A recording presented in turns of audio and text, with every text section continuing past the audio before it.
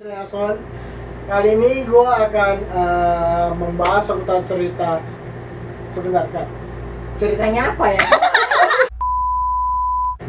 Ya, video kali ini akan diceritakan sebuah cerita pembunuh berantai yang berada di Jepang. Ceritanya akan diceritakan oleh teman-teman di belakang layar, dan gue bertiga akan berbeda tentang kasus ini. Ini ada Stefan, ada Feni, dan gue Thomas. Dan video ini akan dimulai cerita. Jadi judul cerita hari ini itu berjudul The Otaku Murder atau The Otaku Killer yang diperankan oleh Tsutomu Miyazaki. Tsutomu Miyazaki ini lahir di Isukaichi, Tokyo pada tanggal 21 Agustus tahun 1962. Miyazaki terlahir prematur dan tangannya itu mengalami kerusakan sendi secara permanen. Karena Miyazaki terlahir sebagai Karena Miyazaki terlahir prematur dan memiliki kecacatan pada dirinya, dia itu Keluarkan dari mulut dan tidur. sempat dibully atau dikucilkan oleh teman-temannya sewaktu sekolah. Ketika sudah beranjak dewasa, yaitu waktu dia memasuki perkuliahan, Miyazaki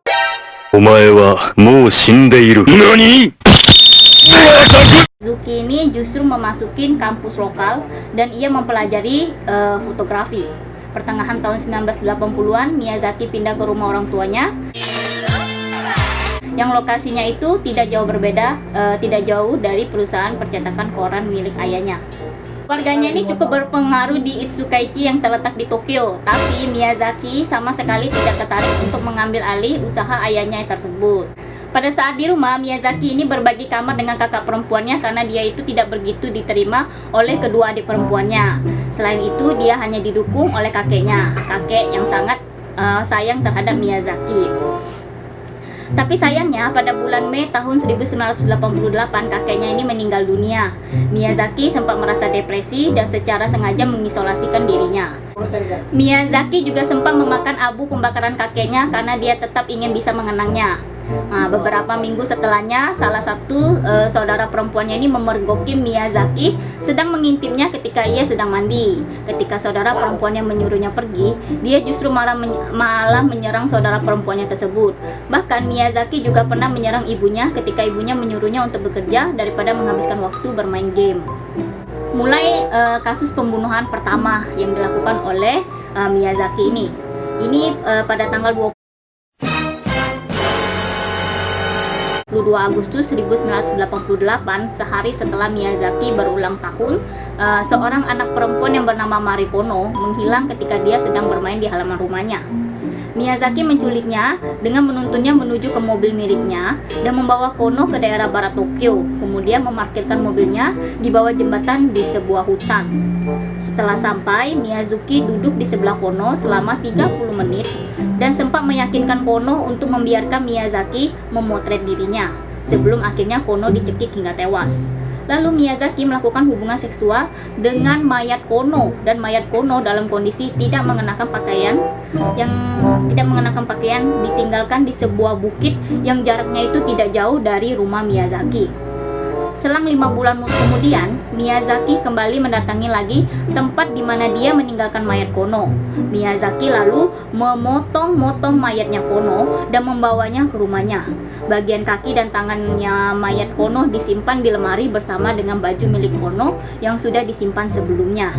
Bagian tubuhnya yang lain dibakar di perapian hingga semuanya berubah menjadi abu. Kemudian abu tersebut dikirimkan ke rumah orang tua Kono bersama dengan baju milik Kono, sejumlah giginya, beberapa fotonya, dan sebuah kartu pos. Mulai kasus pembunuhan kedua. Ini selanjutnya Miyazaki membunuh lagi pada tanggal 3 Oktober tahun 1988. Miyazaki sedang berkendara di jalanan perdesaan ketika dia menemukan seorang anak berumur 7 tahun bernama Masami Yoshizawa. Miyazaki kemudian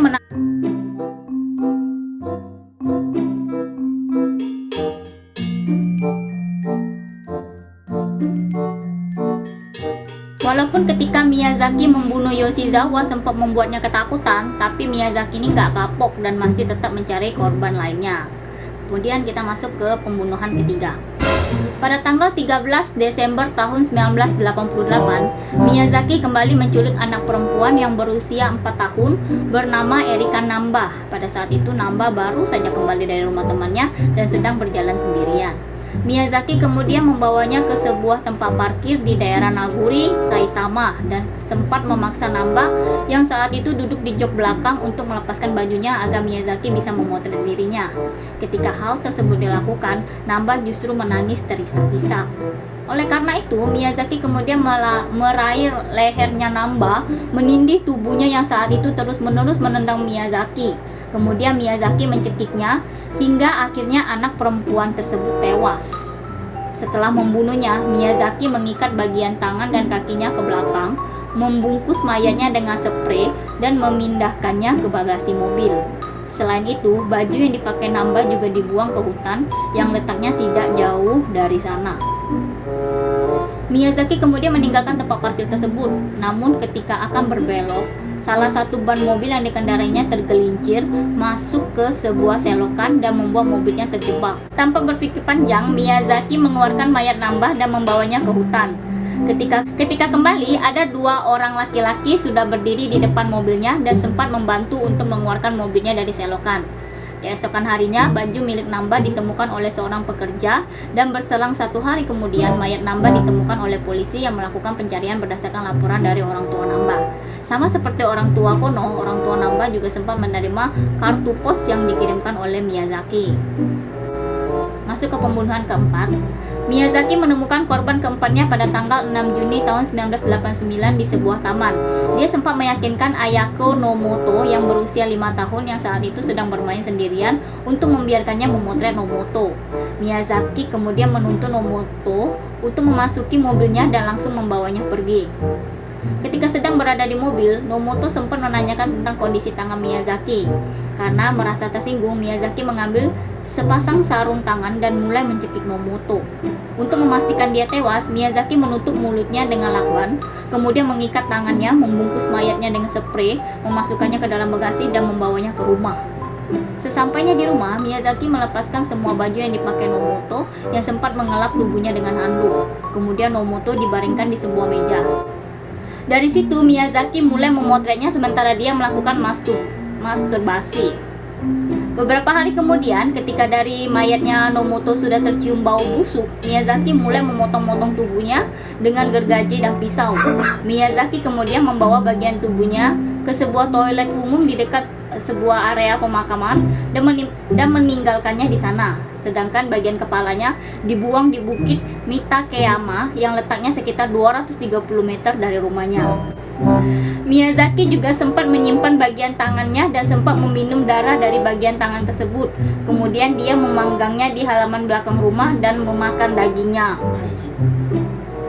Menyadari bahwa tulang yang tersisa akan menimbulkan kecurigaan, Miyazaki kemudian memasukkan tulang tersebut ke kantong plastik dan menyimpannya di ruang penyimpanan yang terletak di belakang kamar tidurnya. 2 minggu kemudian, Miyazaki membawa ke sebuah hutan dan menyebarkan tiap potongan tulang di sana. Kemudian dia membakar baju milik Nomoto, rambutnya, serta spray dan kantong plastik yang dipakai untuk membungkus tulang tersebut. 5 hari kemudian, polisi berhasil menemukan potongan bagian tubuh Nomoto yang disimpan di toilet umum di dekat area pemakaman. Potongan bagian tubuhnya tersebut bisa dengan cepat diidentifikasi sesuai ukuran dada dan golongan darah Nomoto. Selain itu, sisa makanan yang berada di perut menunjukkan bahwa potongan bagian tubuh tersebut memang milik Nomoto. Aksi Miyazaki tidak terhenti sampai di sana. Berikutnya pada tanggal 23 Juli 1989, Miyazaki kembali mencoba untuk menculik 2 orang kakak beradik yang sedang bermain di sebuah taman. Namun salah satu dari mereka bisa melarikan diri, sedangkan saudaranya masih terus dipaksa Miyazaki untuk masuk ke dalam mobilnya. Bahkan dalam keadaan tanpa memakai baju, Miyazaki sempat memotret bagian kemaluan anak perempuan yang berusia 6 tahun tersebut. Tidak lama kemudian aktivitasnya itu dipergoki oleh sang ayah, kakak beradik, dan dia sempat mencoba untuk menangkap Miyazaki. Namun Miyazaki melarikan diri menuju ke sebuah sungai.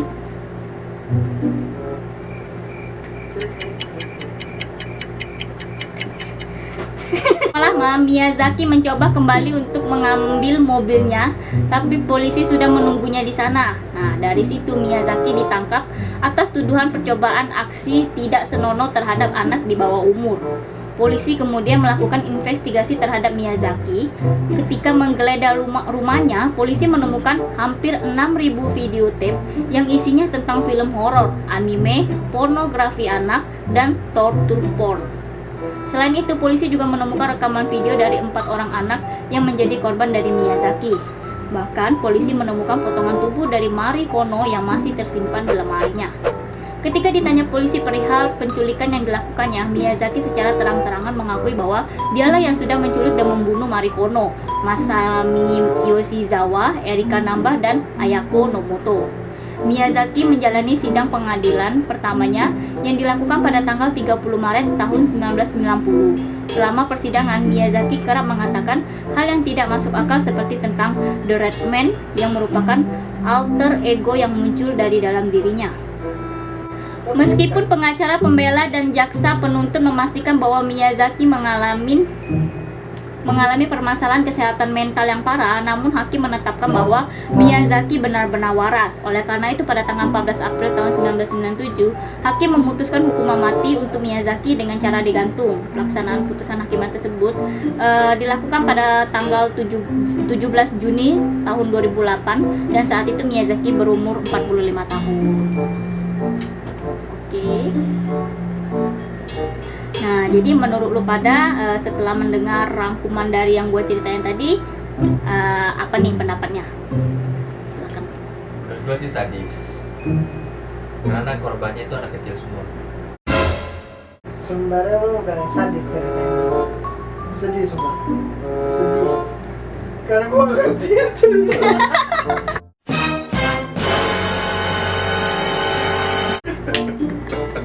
Paling sadis di mana nih? Di pembunuhan pertama, kedua, ketiga, atau keempat? Dia kan ada 4 nih pembunuhan. Jujur aja kalau dibilang sadisnya itu di cerita yang mana, gue nggak ingat. Tapi yang soal dibilang potong-potong badan tuh dikira daging cincang aja dipotong-potong. Itu kayak pembunuhan 3 atau pembunuhan 2. Ya, whatever. Pembunuhan ketiga itu Erika Namba.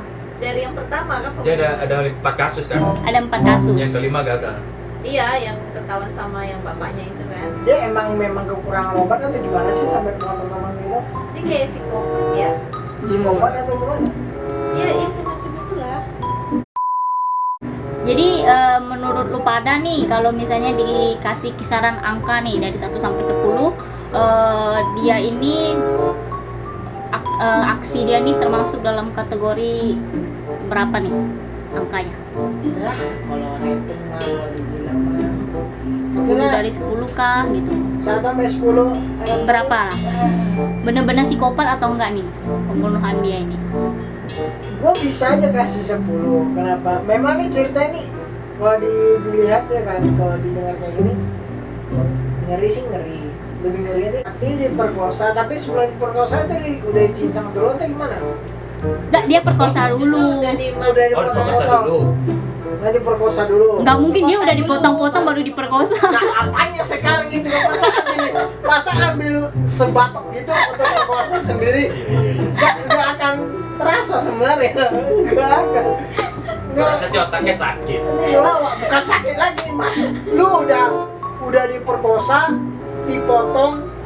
Wah, Enggak nih, kata pengacaranya nih kan dia nih kayak ada sakit mental nih. Karena kan dia, kalau kita lihat riwayat dia ini juga, dia kan lahirnya prematur, ada cacat juga. Gue Menurut rasa lu? mungkin karena minder kali dengan hidupnya. Mungkin nggak dia ngelakuin hal itu bener karena keterbelakangan yang dia miliki, Menurut gue sih ya. atau memang dia bener-bener waras nih, bener-bener sadar, bener kata hakim tuh dia waras, karena kan si pengacaranya bilang dia enggak nih.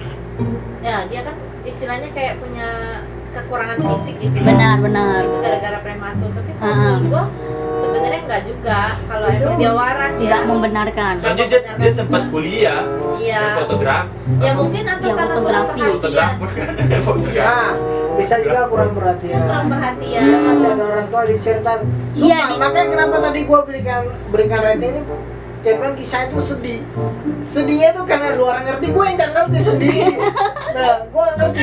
Jadi ratingnya berapa, Cek? Nah, 9 ya. Teh? 9 dari ya. 9. Oke, Kalau gua Tepan berapa nih? tadi kayak gue bilang, ini udahlah Dia enggak nyampe. sedih, sadis, Padahal menjijikan ya juga. Karena tadi ada Iya, benar. ceritanya Karena dia- ayahnya itu tuh termasuk orang kaya punya perusahaan. Iya, ya kalau menurut gue sih ya kurang perhatian gitu. Tapi Maksudnya nggak kan membenarkan kan? Iya, anaknya itu diperhatikan. Menurut kalian lah, anaknya itu diperhatikan orang tuanya nggak? Enggak terlalu. Kurang, Nah, kurang. kurang perhatian. Nah, mungkin dari situ. Tadi kakinya kan yang Cuman kakeknya katanya ada Nah, seharusnya nggak bisa gitu. Dia saudaranya juga agak Kayak mengecilkan malu gitu gitu ya kan benar. harusnya kan harus kayak bilang butuh kasih sayang dari kedua orang tua, dari kakek nenek contohnya itu mah masih kurang. Karena kan Ya dari dia kan paling nggak mesti dari dukungan seluruh Iya, keluarga gitu, benar. bukan Nggak cuma bisa satu sendiri. dua orang. dan lagi tadi ceritanya katanya yang anak yang mau bunuh ini punya kayak kelainan fisik sendinya ya atau gimana tadi? Dianya pelakunya, Iya. bukan korbannya. Menurut lu dia ngelakuinnya tuh sadar atau enggak nih Pen? Kan kayak bilang minder atau karena mereka dibully. Benar. Mereka dibully, ibarat orang kayak dia ngebully itu kayak dia punya sifat dendam sendiri loh. Benar. Punya sifat dendam sendiri. Makanya ibaratnya kan diinterogasi pelan-pelan dulu, jangan langsung membunuh, jangan langsung gantung diri, jangan. Interogasi pelan-pelan, baru bilang seret matiin dia langsung. Gitu pelan-pelan. Lu orang bilang kayak bilang hukumannya itu langsung tembak mati, satu gantung diri, gantungin, jangan dulu, ajakin dia ngomong baik-baik, interogasi dulu. Terus nanti pada saat mau bawa dia ke suatu tempat atau mau ke penjara, dari belakang tembak. Kan nggak sadar, mati langsung. Potong. Gue pikir lu serius anjir. Potong. Oke. Oke. Video kali ini udah di sini dulu. Bagi kalian yang suka, tolong komen di bawah dan apa pendapat kalian. Terima kasih. Bye. Nah, Terakhir Premato sudah mengalami kecacatan pada dirinya.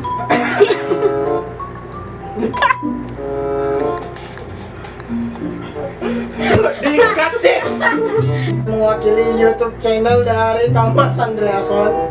Kali ini gue akan membahas seputar cerita. Sebentar, Kak. Ceritanya apa ya? Perkenalin. Kurang jeda lama. Tadi gue mau jawab, dia jangan udah lanjut. gunung-gunung. Kurang jeda lama. Maksudnya kayak gini, misalnya Tsutomu Miyazaki lahir di 2, 3. Ya. Gua kali. yang opening tuh siapa? Iya. Ya udah ulang-ulang. Video kali ini Cut.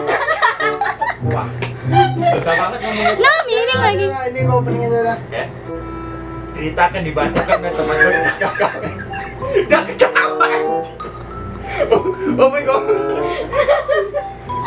Gimana gak kita lu? Gitu. Oke. Di video kali ini akan ditakan sebuah kasus pembunuh yang sangat berantai berada di Jepang. Apa sih, gue gak ngerti cara ngomong. Bukan berantai, bukan yang sangat berat. Pembunuh Oke. berantai. Gak usah memulai. Jangan nih, lanjut. Gak apa-apa, lanjut. Gue menges ya. Gak apa-apa, lanjut. Gak apa-apa, kesal gak apa-apa. Ini kepo. Gue udah sok cool anjir. Jadi totis agak jam ini. Enggak, ini kayak lu masukin nyimak. Miyazaki juga sempat memakan abu pembakaran kakeknya karena dia tetap agar dia tetap bisa mengenang. Cih. Miyazaki juga sempat memakan.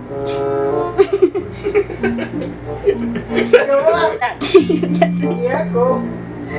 Kaichi yang terletak di Tokyo, tapi Miyazaki sama sekali